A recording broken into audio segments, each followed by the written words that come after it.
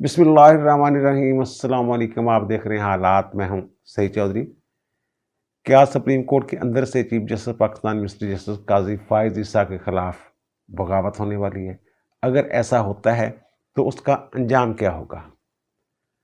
और दूसरा सवाल ये है कि क्या सुप्रीम कोर्ट के जजों के खिलाफ आइन के आर्टिकल 6 के तहत कार्रवाई हो सकती है?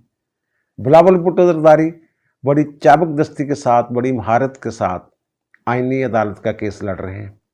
इस पर भी बात करेंगे, लेकिन इससे पहले हम बात करेंगे मुस्लिम लीग नून के सदर और साबिक वज़ीर आज़म मियां नवाज शरीफ ने काफ़ी अरसे के बाद एक तकरीब से खिताब किया है।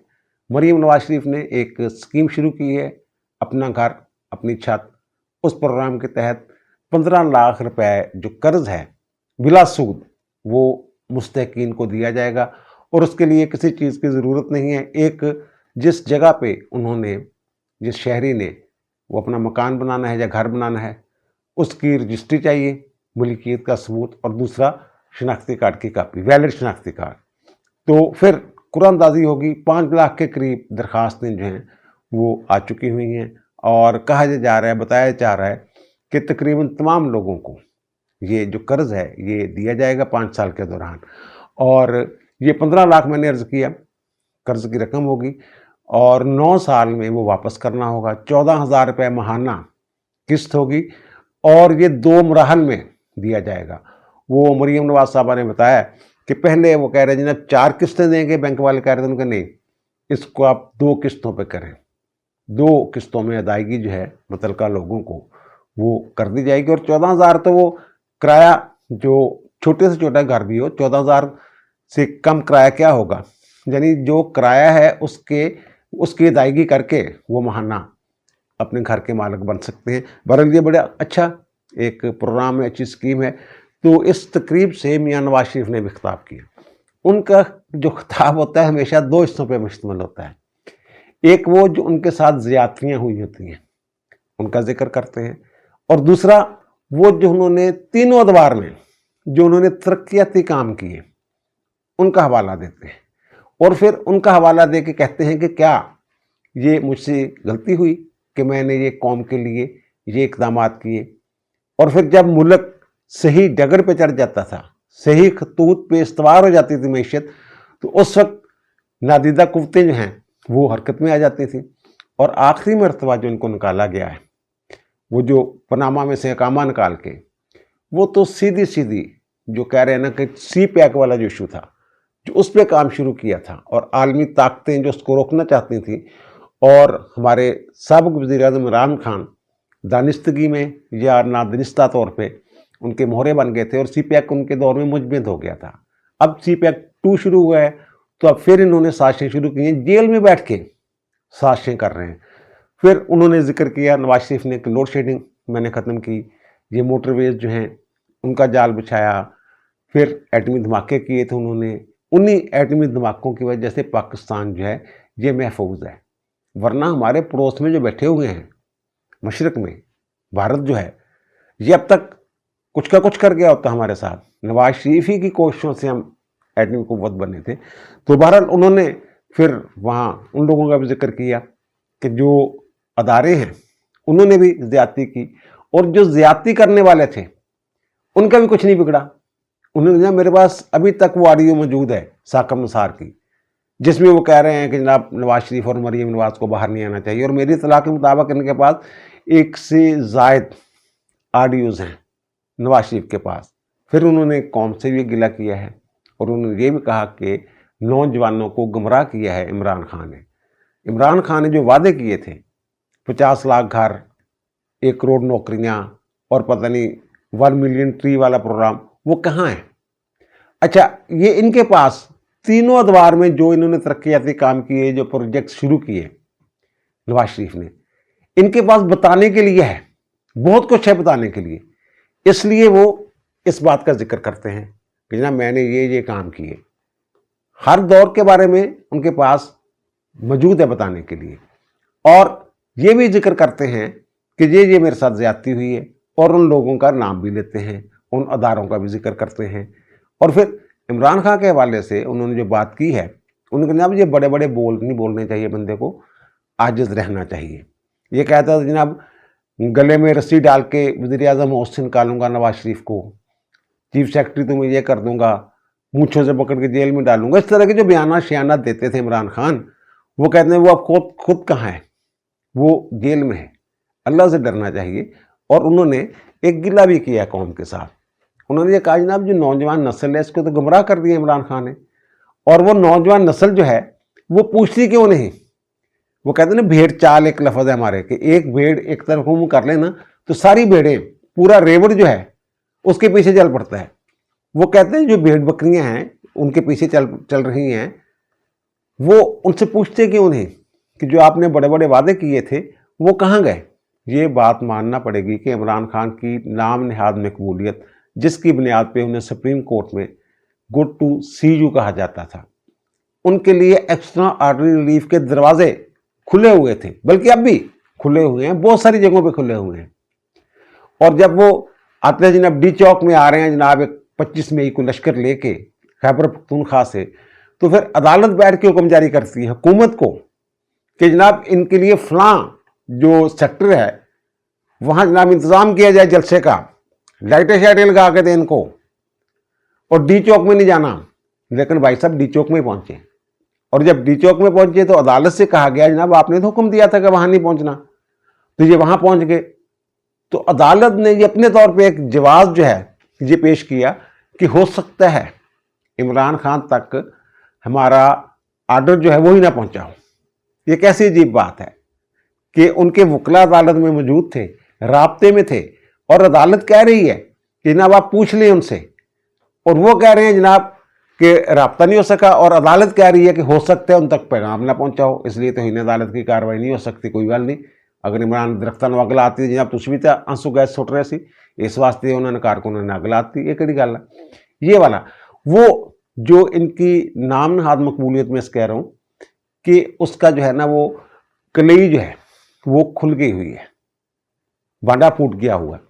अब आए रोज़ ये एहतजाज की कालें देते हैं पंजाब में। पंजाब वालों ने तो इनको यकसर इनकी जो कालें शालें हैं ना वो मस्तरद कर दी हैं। रावलपिंडी संगजानी वाला जलसा आप देख लें, पेशावर से लाने पड़ते हैं लोग इनको, गंडापुर साहब लाते हैं। लाहौर वाला जलसा देख लें, लाहौर वालों ने तो मुकम्मल तौर पे इनके जलसे को, इनकी काल को नज़रअंदाज कर दिया था, बाहर से लोग लाना पड़े। और कल यानी 2 अक्टूबर को इन्होंने जनाब ये 3 शहरों में एहतजाज का ऐलान किया हुआ था। तीनों शहरों में कुछ नहीं हो सका। फैसलाबाद में कोई 4-5 के करीब लोग निकले हैं, बाकी 2 शहरों में कुछ नहीं हो सका। अब ये कह रहे हैं यानी इनका जो मकसद है ना अफरा तफरी फैलाना, इंतशार। अब जनाब गंडापुर साहब की इनसे मुलाकात हुई है जेल में, और गंडापुर साहब को उनका जनाब ये एहतजाज क्यों ख़त्म किया था आप लोगों ने, तो एहतजाज उनकी जो अलीमा खानम है वो जो कह रही है कि एहतजाज तो ख़त्म ही नहीं होता, एहतजाज चलता रहता है। अब ये प्लानिंग कर रहे हैं कि जनाब 4 अक्टूबर को डी चौक में हमने जनाब धरना देना है या एहतजाज करना है, और फिर वो धरना ख़त्म नहीं करना। और गंडापुर साहब को हदायत कर दी गई है कि जनाब आप जो इस मरतबा जो है वो पीछे नहीं हटेंगे। और गंडापुर साहब ने जो ऐलान फरमाया है वो जो कहते हैं जनाब मैं शामिल हूँगा, डी चौक पहुँचूँगा। और उन्होंने जो प्लानिंग बयान की है वो उनका जनाब कई दिन, अगर रोका गया तो ज़्यादा दिन भी लग सकते हैं, लेकिन हम जो है वो सफ़र जारी रखेंगे। डी चौक में पहुँचना है 4 तारीख को। और उन्होंने ये कहा जनाब इस दफ़ा तरबियत याफ्ता लोग होंगे। तरबियत याफ्ता कौन, जंगजू लेके आ रहे हैं, किन लोगों को ला रहे हैं, तहरीके तालिबान वालों को ला रहे हैं, किन को ला रहे हैं, वो भी तो आप लोगों ने बसाए हुए हैं ना। इमरान खान जो है वो कहता है 40,000, और मेरी इत्तला के मुताबिक 60,000 के करीब फैमिलियों समेत वो लोग जो है पाकिस्तान आ चुके हुए हैं, वो वाले जिनको ये तरबियत याफ्ता कहते हैं। और फिर कहते हैं पिछली दफ़ा मशीनरी पीछे थी, अब मशीनरी आगे आगे चलेगी, रकावटें हटाते जाएंगे। और ये कह चुके हुए हैं कि जब बिल्कुल मैं सरकारी मिसाइल जो हैं खैबर पख्तूनख्वा के इस्तेमाल करता हूँ, अब भी करने हैं। और जो नवाज शरीफ सवालात उठा रहे हैं उनका कोई जवाब नहीं है। पंजाब में तरक्याती काम हो रहे हैं, पंजाब सबसे आगे जा रहा है, सिंध में काम हो रहे हैं, बलूचिस्तान में इवन तरक्याती काम हो रहे हैं, प्रोजेक्ट्स हैं, लेकिन इनको सिर्फ एक ही है जनाब के एहतजाज करना है, हुकूमत को चलने नहीं देना।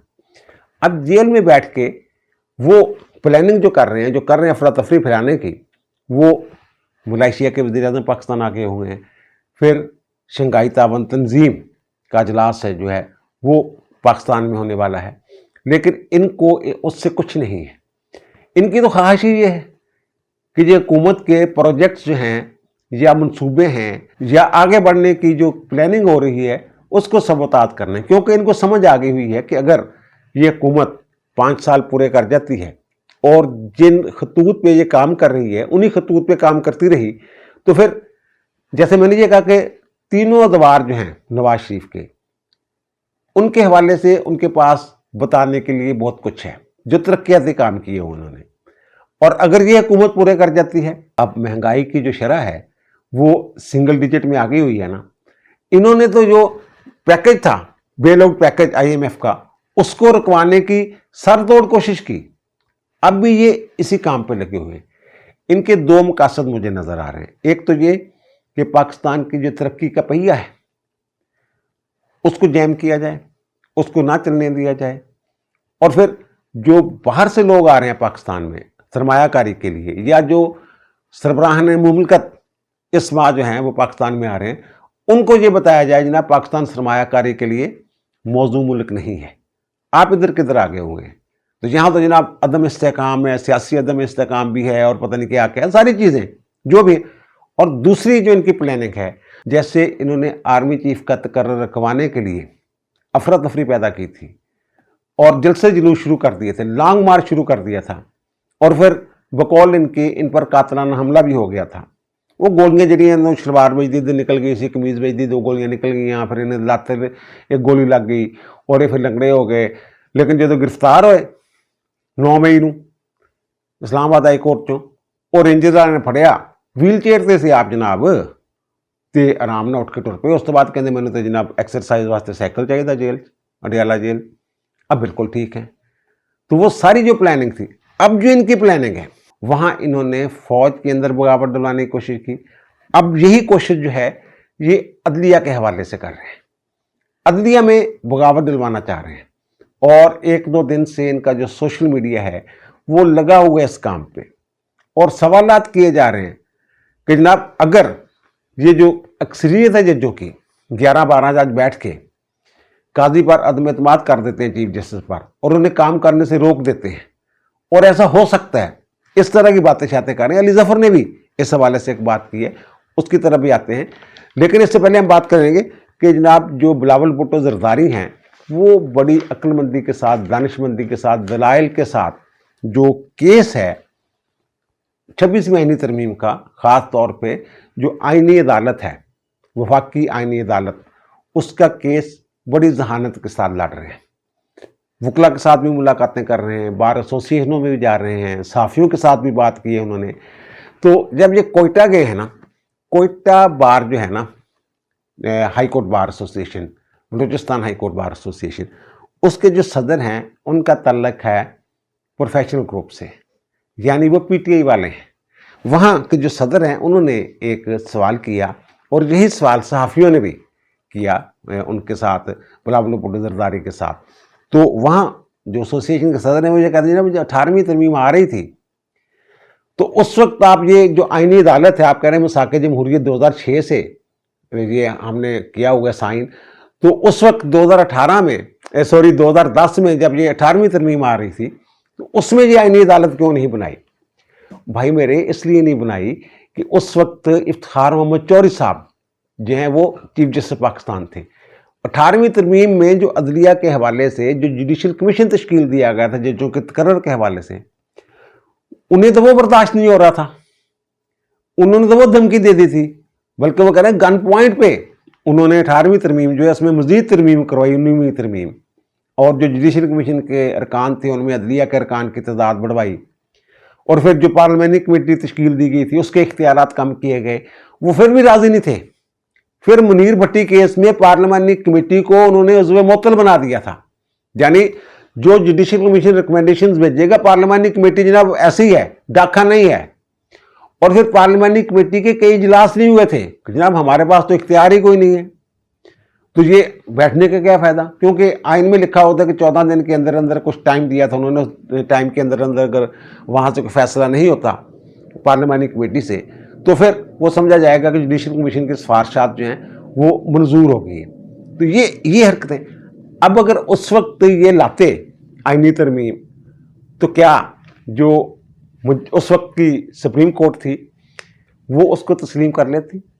وہ تو فوراً چیلنج ہو جانی تھی اور انہوں نے 1 منٹ میں وہ ترمیم معطل کر دینی تھی۔ وہ 18ویں ترمیم پہ ہی راضی نہیں تھے، تو آئینی عدالت تو بالکل ہی ایک الگ مسئلہ تھا، ایک بہت بڑا مسئلہ تھا۔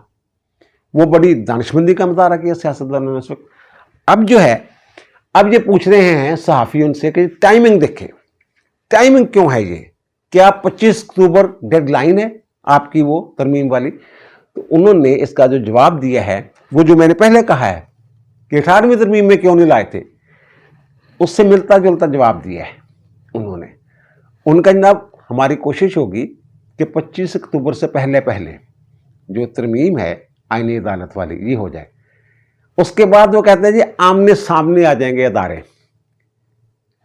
یہ کیا کہہ رہے ہیں وہ کہ 25 اکتوبر کو جو قاضی صاحب ہیں چیف جسٹس پاکستان وہ ریٹائر ہونے والے ہیں، اور اگر وہ ریٹائر ہو جاتے ہیں اور اس کے بعد یہ ترمیم لائی جاتی ہے تو یہ ججز جن کو supreme court practice procedure act میں آرڈیننس کے ذریعے کی گئی ترمیم جو ہے وہ منظور نہیں ہے، بیٹھ نہیں رہے منیب اختر صاحب اور جو منصور علی شاہ صاحب ہیں۔ منصور علی شاہ صاحب تو کل آئے ہی نہیں، بینچ میں نہیں بیٹھے۔ منیب اختر 63A والا جو بینچ ہے اس میں نہیں بیٹھ رہے۔ اس کے بعد قاضی صاحب کے بعد جو سپریم کورٹ ہوگی پھر تو معاملہ اسی عدالت میں جائے گا نا، تو ظاہر ہے پھر سپریم کورٹ اور پارلیمنٹ آمنے سامنے ہوں گی، مزید انتشار پیدا ہوگا۔ اور دوسری بات جو انہوں نے کی ہے بلاول بھٹو زرداری نے، جناب ٹائمنگ کی بات کر رہے ہیں تو آپ کو وہ اس فیصلے کی ٹائمنگ یاد نہیں 63A والے کی؟ جناب ادھر عدم اعتماد والا جو معاملہ ہے عمران خان کے خلاف وہ تحریک پیش ہو رہی ہے، اور دوسری طرف یہ جو ہیں عدم اعتماد کی تحریک رکوانے کے لیے یہ 63A کی نئے سرے سے تشریح کر رہے ہیں، ری رائٹ کر رہے ہیں اس کو کہ جناب اس کا ووٹ ہی کنسیڈر نہیں ہوگا۔ یعنی یہ تحریک یہ جو بینچ چل رہا ہے نا قاضی صاحب کی سربراہی میں 5 رکنی، اس نے بھی یہ سوال اٹھایا ہے کہ جناب جو 95 ہے عدم اعتماد والا جو آرٹیکل ہے آئین کا، پھر وہ تو معطل ہو گیا ایک طرح سے، غیر مؤثر ہو گیا، ختم ہی ہو گیا ایک طرح سے، کیونکہ جو وزیر اعظم ہے اگر وہ اپنی پارلیمانی جماعت جو ہے ارکان کی منشا کے خلاف چل رہا ہے تو وہ تو اس کے خلاف تحریک عدم اعتماد نہیں لا سکتے، اس کو تو ہٹایا ہی نہیں جا سکتا، پھر 95 کا کیا فائدہ؟ اسی لیے اسی طرح جو وزراء اعلیٰ ہیں ان کے حوالے سے جو آرٹیکلز ہیں عدم اعتماد والے وہ بھی غیر مؤثر ہو گئے۔ ایک طرح سے انہوں نے آئین کے جو عدم اعتماد سے متعلق آرٹیکلز ہیں ان کو غیر مؤثر بنا دیا ہے، ایک بات۔ اور دوسری بات جو بلاول بھٹو زرداری نے کی ہے ان کا جناب یہ جو مخصوص نشستوں والا جس وقت فیصلہ آیا ہے اس کی ٹائمنگ کسی کو یاد نہیں، اور پھر وہ کہتے ہیں جناب 14 ستمبر کو پارلیمنٹ کا اجلاس تھا اور 14 ستمبر کو ہی یہ وضاحتی نوٹ جاری کرتے ہیں کہ جناب جو ہمارا پہلے والا فیصلہ تھا شارٹ آرڈر اس میں کوئی ابہام نہیں ہے، جو ان کے گوہر علی خان چیئرمین ہیں ابھی تک فیصلہ نہیں ہوا اس کا، جو وہ سرٹیفکیٹ دیں گے اس کے مطابق جو ہے الیکشن کمیشن جو ہے وہ سیٹیں جو ہیں ان کو دے پی ٹی آئی کو اور مخصوص نشستوں کا فیصلہ کرے۔ یہ ٹائمنگ تو یہ جو میں کہہ رہا ہوں آرٹیکل 6 میرا اس بارے میں ماضی میں میرا خیال تھا کہ جو ججمنٹس ہوتی ہیں ان کی بنیاد پہ ججوں کے خلاف جو ہے کوئی فوجداری کارروائی نہیں ہو سکتی، میرا خیال رہا۔ لیکن اب جو میں نے بلاول بھٹو زرداری کی باتیں سنی ہیں اور سپریم کورٹ میں جو پروسیڈنگ چل رہی ہے وہ جو میں نے باتیں سنی ہیں تو مجھے یہ لگتا ہے کہ آرٹیکل 6 کی کارروائی ہو سکتی ہے، کیونکہ جو یہ والا فیصلہ ہے مخصوص نشستوں والا اس میں 51 جو ہے آرٹیکل اس کو غیر مؤثر بنا دیا گیا، اس میں کچھ اور لکھا ہوا ہے، انہوں نے فیصلہ کچھ اور کر دیا، اور 63A کی جو تشریح کی انہوں نے جو عدم اعتماد سے متعلقہ آرٹیکلز ہیں ان کو غیر مؤثر بنا دیا۔ اور آرٹیکل 6 میں کیا لکھا ہوا ہے کہ طاقت کے زور پہ آئین کو سبورٹ کرنا، سبوتاژ کرنا، معطل کرنا، ہیلڈ اینڈ ریز رکھنا، منسوخ کرنا، یہ ساری چیزیں۔ تو اختیارات کا ناجائز استعمال جو ہے وہ طاقت کا استعمال ہی ہے نا، اور طاقت کا استعمال کرتے ہوئے انہوں نے یہ جو آرٹیکل جن کا میں نے ذکر کیا ہے اور ان سے ریلیٹڈ دیگر آرٹیکل جو ہیں उनको गैर मौसर बनाया ना, उन पर अमल ही नहीं हो सकता इन फैसलों की रोशनी में। तो फिर आर्टिकल 6 की कार्रवाई क्यों नहीं हो सकती? अगर आगे बढ़ के, अगर अदलिया जो है आगे बढ़ के शाट खेलने की कोशिश करेगी, तो फिर पार्लियामेंट जो वो भी आगे बढ़ के शाट खेलने की कोशिश करेगी। और जो सुप्रीम कोर्ट में कार्रवाई हो रही है आर्टिकल 63A की नज़रसानी की दरखास्तों के हवाले से, तो वहाँ अली ज़फ़र साहब जो हैं उन्होंने दलाइल दिए, एतराज़ किया जनाब ये बेंच की तश्कील सही नहीं है, फिर मंसूर अख्तर का हवाला दिया, फिर ये कहा कि मुनीब अख्तर साहब जो हैं, मुनीब अख्तर साहब जो हैं उनको इस बेंच में बैठना चाहिए था। तो फिर उन्हें बताया गया कि जनाब मुनीब अख्तर साहब जो हैं, हमने तो उनको कहा था बैठने के लिए, वो खुद ही नहीं बैठे। अब कौन सा कानून है जो हमें कहता है कि हम जनाब ज़बरदस्ती एक जज को बिठाएं उसमें? जी आथर जज हैं जी, उनको लाजमी बैठना चाहिए, जजमेंट्स हैं, वो आथर जज बैठ नहीं रहा। तो इसमें जमाल खान मंदोखेल साहब जो हैं उन्होंने जो बात की है, उन्होंने कहा जनाब अगर मैं बैठा था 63A का जो इब्तदाई केस था उसकी समात में, अब नज़रसानी में बैठा हूँ, अगर मैं नज़रसानी के इस केस में बैठने से इनकार करता हूँ तो क्या ये मेरे हल्फ की खिलाफ वर्जी नहीं होगी? यानी दूसरे लफ्ज़ों में वो ये कह रहे हैं कि मुनीब अख्तर साहब जो हैं वो अपने हल्फ की खिलाफ वर्जी कर रहे हैं। और मैं भी ये अर्ज़ कर चुका हूँ कि हल्फ इन्होंने उठाया होता है कि आइन का तहफ़्फ़ुज़ करना, आइन की पासदारी करना और कानून के मुताबिक फैसले करना, कानून के ताबे रहना होता है इन्होंने। और ये जनाब फरमा रहे हैं कि जो supreme court practice procedure act में आर्डिनेंस के जरिए तरमीम की गई है, इस कानून पे अमल नहीं होना चाहिए, ये कह रहे हैं। और काजी साहब पे भी यही सवाल उठाया उन्होंने, अली ज़फ़र साहब ने, कि आप तो बैठते नहीं थे। ओ भाई मेरे, काजी साहब कहते थे उस कानून पे अमल किया जाए, और ये कह रहे हैं मंसूर अली साहब कि उस कानून पे अमल ना किया जाए। तो यहाँ मिस्टर जस्टिस जमाल खान मंदोखेल साहब जिन्होंने बड़ी एक अहम बात की, उन्होंने कहा जनाब मेरे कज़न हैं, उन्होंने कहा कि जनाब सुप्रीम कोर्ट तो बर्बाद हो गई। मैंने कहा कैसे? उनको ये जो supreme court practice procedure act आया है इसकी वजह से। तो मैंने पूछा कि भाई साहब आपने पढ़ा है वो एक्ट जो है? उसने पढ़ा तो नहीं है मैंने। उन्होंने कहा अगर पढ़ा ही नहीं आपने, फिर वो उन्होंने समझाया उसको, वो कहते हैं अब हमारा ये काम तो नहीं रह गया कि जो कानून है हम पढ़ाते फिरें उसको। और वहाँ एक और जो ड्रामा हुआ है, वो एक मुस्तफैन काज़मी साहब एक एडवोकेट हैं, वो पेश हुए, उन्होंने अली ज़फ़र साहब उस वक्त दलाइल दे रहे थे। तो दलाइल क्या दे रहे थे, एतराज़ ही कर रहे थे बेंच पे बार बार, और जब मैंने इमरान से बात करनी है, मुझे टाइम दे दें, ये वो बार वो टाइम मिल गया है, आज इस केस की दोबारा समाअत होगी।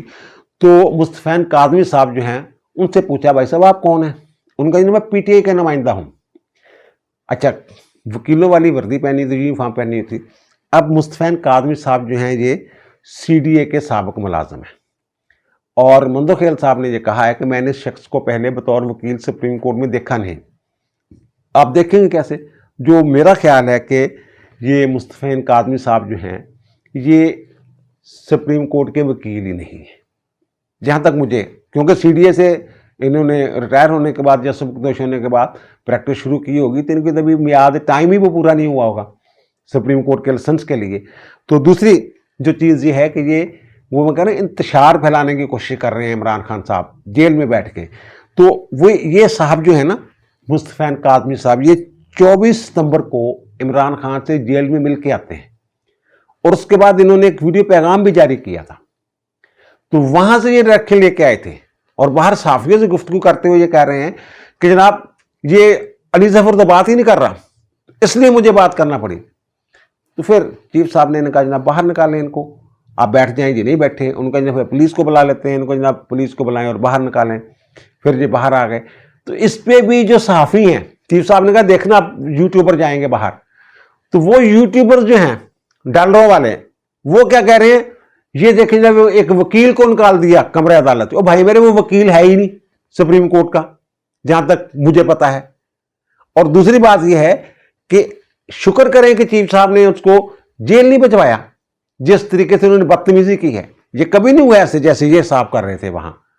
तो बजाय इसके कि शुक्रगुजार हों काजी साहब के, उन्होंने तहम्मुल और बर्दाश्त का मुजाहरा किया और उनको गिरफ्तार नहीं करवाया, ये कहने देखा जी कमरा अदालत से कौन है वो फरीक है कोई, वो वकील है कोई वकील, यानी क्या जो फ्रीकैन है मुकदमे के उनमें से किसी के वकील है। और मैं समझ रहा हूं कि वो सुप्रीम कोर्ट के भी वकील नहीं है ये साहब जो है, اور یہ صرف عمران خان کی ماں پہ، عمران خان کو خوش کرنے کے لیے، دیکھیں جناب علی ظفر یہ نہیں کر سکا، میں نے جناب چیف جسٹس کو سامنے کھری کھری سنا دی۔ چیف جسٹس نے جو تحمل اور برداشت کا مظاہرہ کیا وہ آپ کو پتہ ہی نہیں، یاد ہی نہیں۔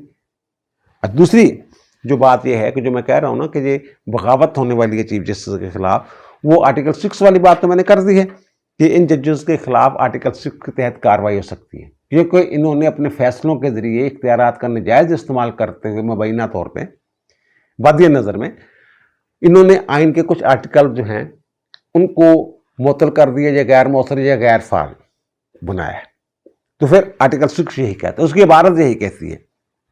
اور دوسری جو بات ہے کہ ان کا جو سوشل میڈیا کی دنوں سے یہ بات کر رہا ہے کہ جناب بغاوت ہونے والی ہے، پتہ نہیں کیا ہو جائے گا یہ وہ، علی ظفر صاحب جب نکلے ہیں نا کیس کی سماعت سے باہر، تو ان کے جو لوگ تھے انہوں نے علی ظفر صاحب سے ایک سوال کیا، ان سے پوچھا کہ جناب اگر ججوں کی اکثریت یعنی 11 سے 12 جج وہ کہتے ہیں قاضی صاحب پر بیٹھ کر عدم اعتماد کر دیتے ہیں، ایک فیصلہ کر دیتے ہیں اور ان کو کام کرنے سے روک دیتے ہیں کہ سپریم کورٹ کے ججوں کی اکثریت یعنی 11 سے سپریم کورٹ کے ججوں کی اکثریت 11-12 جج، یہ سوال پوچھا گیا، چیف جسٹس قاضی فائز عیسی پر عدم اعتماد کا اظہار کر دیتے ہیں اور انہیں کام کرنے سے روک دیتے ہیں، یہ سوال کیا جاتا ہے۔ تو پھر علی ظفر صاحب کیا جواب دیتے ہیں اس کا؟ وہ کہتے ہیں ہاں اس کی ایک مثال جو ہے نا وہ موجود ہے، ملک اسد کیس کا وہ حوالہ دیتے ہیں کہ ملک اسد کیس میں ایسے ہی ہوا تھا کہ چیف جسٹس سجاد علی شاہ کو کام کرنے سے روک دیا گیا تھا۔ اب ملک اسد کیس جو ہے نا اس کا بھی تھوڑا سا پس منظر میں بتا دیتا ہوں۔ نواز شریف اور سجاد علی شاہ صاحب جو ہیں ان کے درمیان بڑی کھینچا تانی چل رہی تھی، کبھی کسی بات پہ کبھی کسی بات پہ، اور ایک بات جو آخری ان کے درمیان ٹکراؤ ہوا وہ سپریم کورٹ میں ججوں کے تقرر کے حوالے سے جو معاملہ تھا اس پہ ان کے درمیان اختلاف پیدا ہوا تھا۔ اور ملک اسد کے اچھا جو سجاد علی شاہ صاحب تھے نا ان کے پاس مورل اتھارٹی نہیں تھی جو قاضی صاحب کے پاس ہے۔ اس کی وجہ ہے کہ بے نظیر بھٹو صاحبہ نے، وہ جونیئر جج تھے سپریم کورٹ کے، سینئر موسٹ جج نہیں تھے، بے نظیر بھٹو صاحبہ نے انہیں چیف جسٹس مقرر کر دیا تھا۔ اور پھر الجہاد ٹرسٹ میں کیس میں وہ خود ہی وہاب الخیری والے کیس میں وہ خود ہی فیصلہ دیتے ہیں، اس بینچ کے ہیڈ ہوتے ہیں کہ ہائی کورٹس کے جج ہیں سینئر موسٹ ان کو چیف جسٹس لگنا چاہیے، اس میں وہ کہتے ہیں، اپنے بارے میں کوئی فیصلہ نہیں کرتے۔ اور پھر وہ جو دیگر ججز ہیں ان کے ساتھ بھی اختلاف ہو جاتا ہے ان کا، وہ آخر میں تنہا رہ جاتے ہیں۔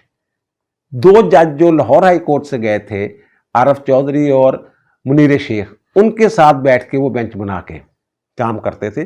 باقی پھر جو اسد ملک والا کیس ہے وہ گئے تھے یہ عمرے پہ، اور عمرے پہ گئے یہاں آگاہ کیے بغیر، یعنی کہ قائم مقام چیف جسٹس کا تقرر کیے بغیر گئے کہ جمعے کو چلے جاؤں گا اتوار کو واپس آؤں، یعنی ویکینڈ پہ وہ گئے اور آ جاؤں گا، لیکن پیچھے سے سید زمان صدیقی صاحب نے رولا ڈال دیا اور کہا جناب تقرر کیا جائے۔ تو ایکٹنگ چیف جسٹس ایک ہو گیا، وہ فوری طور پہ واپس آ گئے تھے اور آ کے انہوں نے ایئرپورٹ کہا جناب ایکٹنگ ختم ہو گئی ہے تو میں آ گیا ہوں۔